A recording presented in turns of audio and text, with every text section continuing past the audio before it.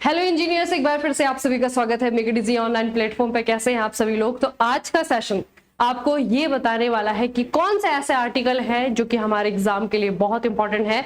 और आप लोगों को पता है कि आर्टिकल हमेशा एक जैसे नहीं रहते, उनमें कभी ना कभी अमेंडमेंट हुए हैं। तो कौन से ऐसे आर्टिकल हैं जिनके अमेंडमेंट के बारे में हमें पढ़ना जरूरी है। बेसिकली अगर आप भारत के संविधान को देखेंगे ना, तो भारत के संविधान में अलग अलग चैप्टर है। तो हर चैप्टर के इंपॉर्टेंट आर्टिकल्स मैं आपको बताने वाली हूँ, उन आर्टिकल्स को बताने वाली हूं जो एग्जाम में बार बार पूछे जाते हैं। और इस बार यूपीपीएससी पॉलिटेक्निक लेक्चरर के एग्जाम में ये बहुत इंपॉर्टेंट होने वाले हैं। चलिए, तो अपना दिमाग खोल करके रखिए, याद करने की कोशिश कीजिए। अगर पढ़ा हुआ है पहले से तो रिवाइज कीजिए। देखो बच्चे, सबसे पहले पार्ट थर्ड की बात करते हैं। फंडामेंटल राइट से कहानी स्टार्ट होती है, क्योंकि सबसे इंपॉर्टेंट पोर्शन है हमारे संविधान का। फंडामेंटल राइट में आर्टिकल 12 से लेकर के 35 तक आता है। इसमें अगर हम देखेंगे 14 से लेकर के 18 तक समानता का अधिकार है। उसके बाद 19 से लेकर के 22 तक स्वतंत्रता का अधिकार है। उसके बाद में 23 और 24 शोषण के विरुद्ध अधिकार है।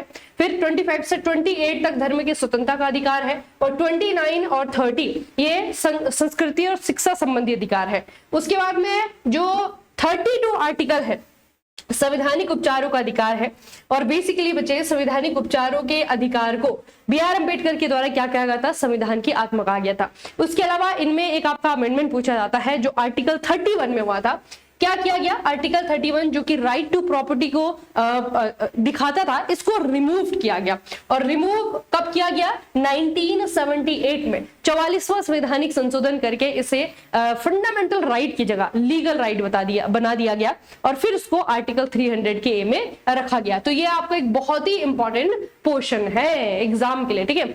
उसके अलावा अगर हम थोड़ा सा डीप जाते हैं तो ये आर्टिकल कुछ ऐसे हैं जो कि आजकल बहुत ज्यादा चर्चाओं में आप लोगों ने देखा होगा कि किस तरीके से बच्चों ने प्रोटेस्ट किया। जनजी आंदोलन भी हम उसे कह रहे हैं। तो बेसिकली प्रोटेस्ट करने का जो अधिकार है वो जो है आपका आर्टिकल 19 में आता है, उसको याद रखना। उसके अलावा ये जो 17 वाला है ये बहुत ज्यादा रिपीटेड है। मतलब जो समानता के अधिकार है इनमें से सबसे ज्यादा रिपीटेशन में ये वाला आर्टिकल आपका पूछा जाता है, ठीक है। आर्टिकल 14 में विधि के समक्ष समानता आता है। आर्टिकल 15 में डिस्क्रिमिनेशन को जो है आपका प्रोहिबिट किया गया है। आर्टिकल 16 में आता है कि जो लोक नियोजन है, जो गवर्नमेंट जॉब्स है, वहां पर सभी को समान अवसर दिए जाएंगे। आर्टिकल 17 जो कि मोस्ट रिपीटेड है, अस्पृश्यता का अंत इसमें आता है। 18 में आता है कि उपाधियां, कोई भी उपाधि नहीं लेगा, बस जो आपकी एजुकेशनल है, एकेडमिक जो उपाधि आपको मिली है या फिर जो मिलिट्री उपाधि मिली है वो आप रखेंगे, बाकी किसी प्रकार की उपाधि नहीं रखी जाएगी, ठीक है। तो इनमें बच्चे आपके ये 4-5 इनको याद रखना, ठीक है। उसके बाद में जो है आपका आर्टिकल 19 है, वहां से आपकी कहानी स्टार्ट हो जाती है। कौन से वाले? समता का नहीं, वहां पे बच्चे आपका आता है राइट टू फ्रीडम, ठीक है। मतलब कि स्वतंत्रता का अधिकार। स्वतंत्रता का अधिकार जो है आपका आर्टिकल 19 है। यहीं पे जो है आपका क्या आता है? प्रोटेस्ट करने का अधिकार आता है। तो 6 अधिकारों का संरक्षण यहाँ पे है, जैसे कि बोलने का, सभा बनाने का, संघ बनाने का, संचरण, इधर उधर घूमने फिरने का इंडिया के अंदर, ठीक है, कहीं पे भी रहने का, कोई भी जॉब करने का, ये 19 है। 20 में आपका क्या आता है? अपराधों के लिए दोष सिद्धि के संबंध में संरक्षण। जिसने अपराध किया है, ठीक है, अगर उस पर दोष सिद्ध हो गया है तभी भी उसको जो सजा दी जाएगी उसके साथ में उसको कुछ राइट भी दिए जाएंगे, ठीक है। ये आता है 20। 22 में आपका क्या आता है बच्चे कि जब किसी व्यक्ति को गिरफ्तार किया जाता है, डिटेन किया जाता है, तो उस समय भी जो है उसको कुछ राइट दिए जाते हैं। उसके बाद है आपका आर्टिकल 21 अनुच्छेद 21। इसमें आपका क्या आता है? प्राण और दैहिक स्वतंत्रता आता है, ठीक है। Right to public liberty.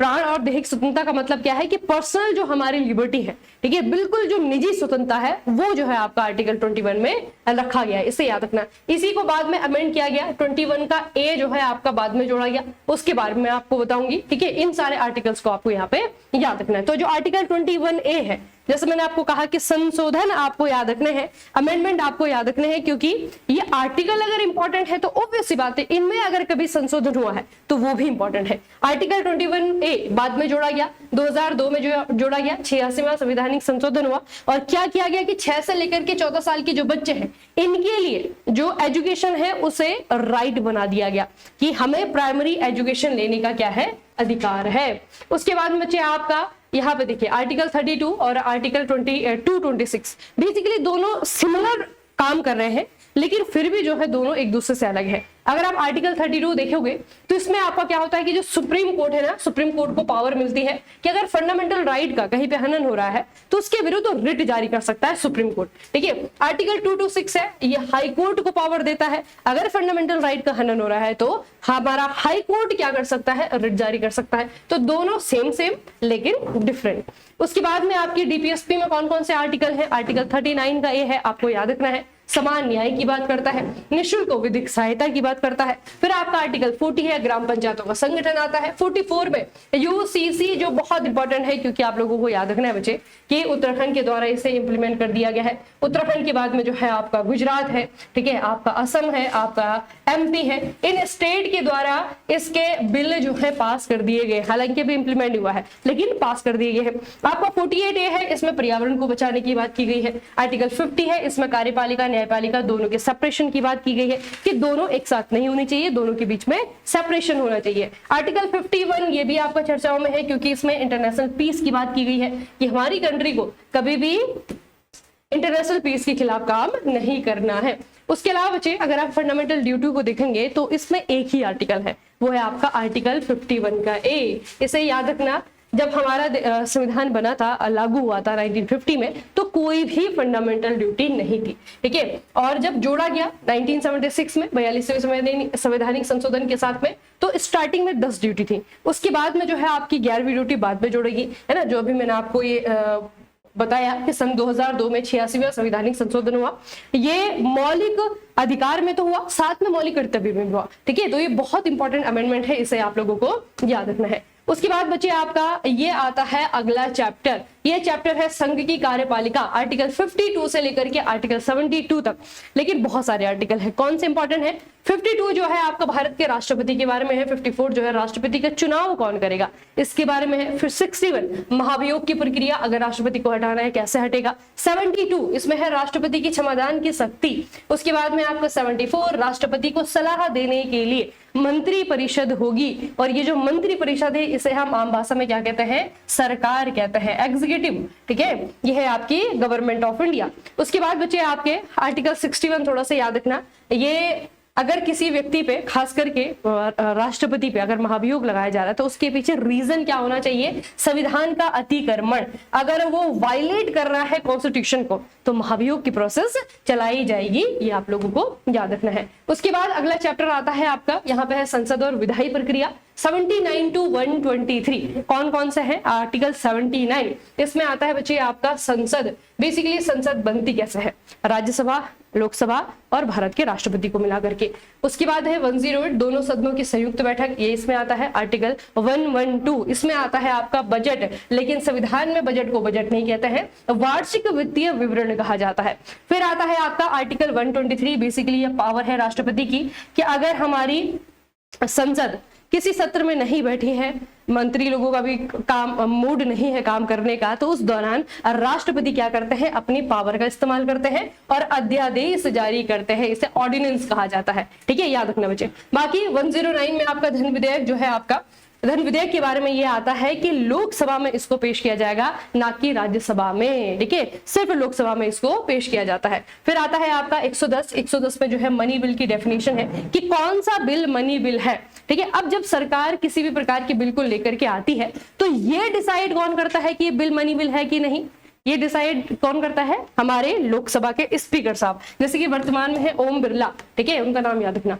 अगला बच्चे आपका चैप्टर है संघ की न्यायपालिका, सर्वोच्च न्यायालय। इसमें आपका आर्टिकल 124 है जिसमें कि सुप्रीम कोर्ट की स्थापना गठन के बारे में है। आर्टिकल 129 है सर्वोच्च न्यायालय की अभिलेख न्यायालय के बारे में है कि जो सुप्रीम कोर्ट है वो कोर्ट ऑफ रिकॉर्ड के रूप में काम करता है। 131 जो है सर्वोच्च न्यायालय के मूल क्षेत्राधिकार की बात करता है, जुरिस्डिक्शन की बात करता है। 137 इसमें आता है बच्चे आपका रिव्यू पिटीशन, याद रखना ये हमने यूएससी से लिया हुआ है, इसे भी साथ में याद रखिएगा। 137 ठीक है। 143 इसमें आता है बच्चे आपका कि जो हमारे भारत के राष्ट्रपति हैं इनके पास में एक और पावर है कि सुप्रीम कोर्ट से ये डिस्कस कर सकते हैं, कंसल्ट कर सकते हैं। ठीक है, लेकिन सुप्रीम कोर्ट अगर एडवाइस देता है तो फिर राष्ट्रपति की मर्जी होती है कि सुप्रीम कोर्ट की एडवाइस को मानना चाहते हैं या फिर नहीं मानना चाहते हैं। ठीक है, लेकिन याद रखना कि हाँ कंसल्ट करने के पावर है उनके पास। आर्टिकल 143 उसके बाद में बच्चे आपके महत्वपूर्ण संवैधानिक निकाय है, कॉन्स्टिट्यूशनल बॉडीज हैं, कौन कौन से? आर्टिकल 148 है, भारत के नियंत्रक और महालेखा परीक्षक एक्ट जिन्हें हम कहते हैं।